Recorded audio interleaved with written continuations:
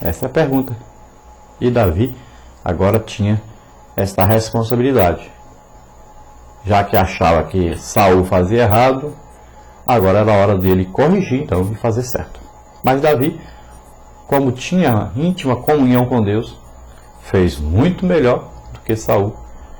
E até hoje Israel admira, todos os povos admiram, a capacidade de administração que Davi tinha. Mas essa capacidade nós sabemos vem de Deus.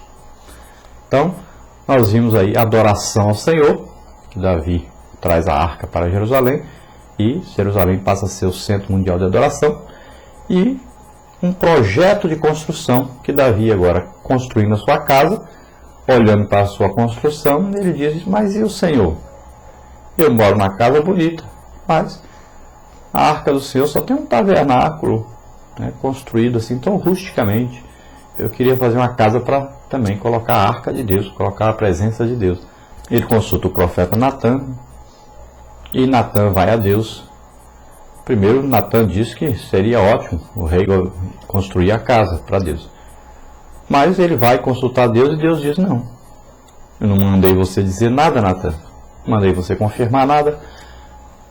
Você vai e diga para Davi que eu quero, pode construir. Eu não sou Deus que habita em casa feita por mãos humanas. Mas um local de adoração pode construir.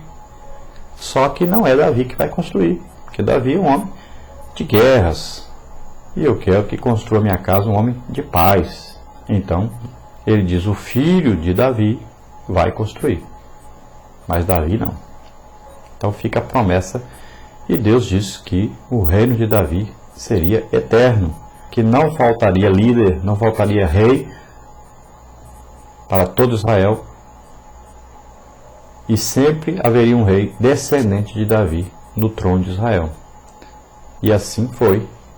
E vai ser sempre até o cumprimento final, que é Jesus Cristo, da casa de Davi, nascido em Belém, né? Descendente legítimo pela lei de Davi. É evidente que ele foi concebido pelo Espírito Santo no útero virgem de Maria. Mas nasceu em Belém e, humanamente, ele tinha como pai um descendente de Davi, que era José. Então ele tem direito a governar sobre todo Israel pela sua descendência do trono de Davi, como havia prometido Deus. E ele vai reinar durante 1000 anos sobre todo Israel e todo o território prometido por Deus a Israel. Então o legado de Davi para a história bíblica e história universal também, e particularmente para a igreja atual, é muito importante, pois nele está materializada a história de Israel, bem como uma marcante experiência espiritual. Então, através de Davi é que nós temos aí essa história maravilhosa desse povo, dessa nação, e para a igreja tem uma importância muito grande, pois Davi, para nós, olhando para a sua adoração, sua intimidade com Deus, né, sua capacidade de liderança, e olhando sempre para as coisas boas que Davi fez, nós vemos como Deus pode fazer através de nós, o que Deus pode fazer através de nós, são coisas grandiosíssimas.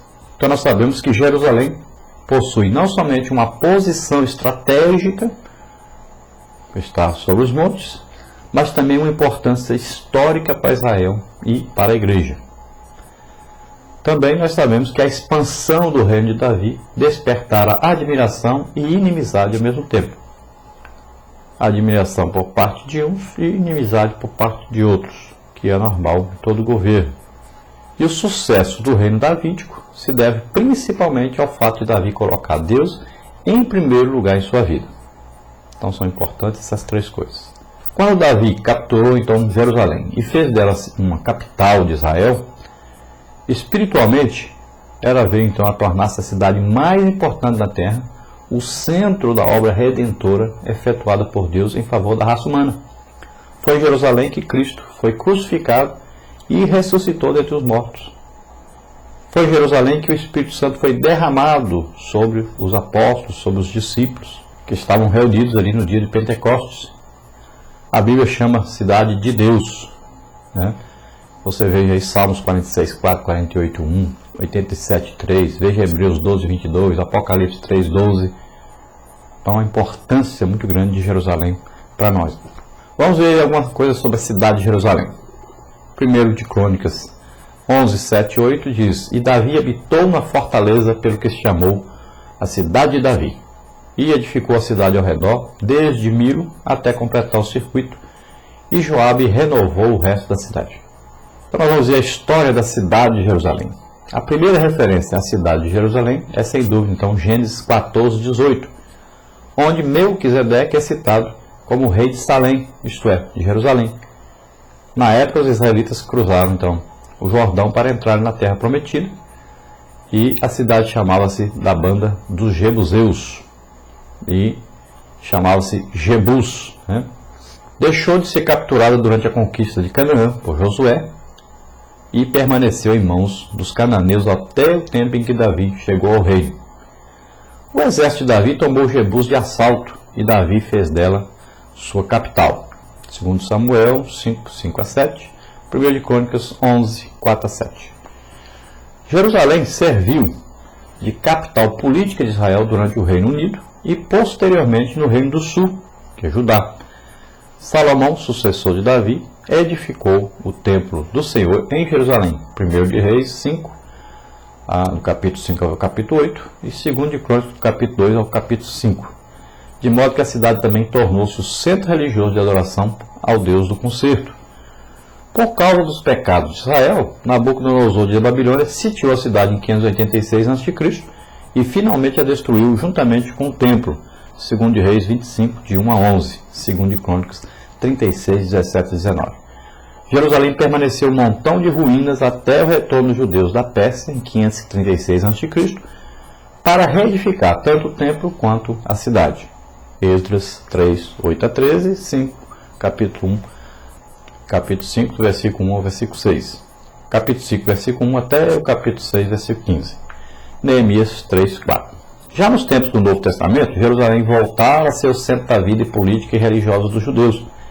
Em 70 depois de Cristo, porém, depois de frequentes rebeliões dos judeus contra o poder romano, a cidade e o templo voltaram a ser destruídos. Quando Davi fez de Jerusalém a sua capital, esta começou a receber vários outros nomes em consonância com a sua índole, nomes como Sião, Cidade de Davi, Santa Cidade, Cidade de Deus, a Cidade do Grande Rei, Cidade de Justiça, Cidade Fiel, a Cidade do Senhor, o Senhor está ali e a Cidade de Verdade. Então, alguns desses nomes são proféticos para a futura cidade de Jerusalém.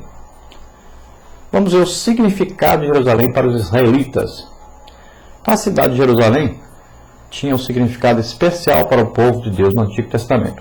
Quando Deus relembrou sua lei diante dos israelitas na fronteira de Canaã, profetizou através de Moisés que a determinada altura do futuro ele escolheria um lugar para ali pôr o seu nome.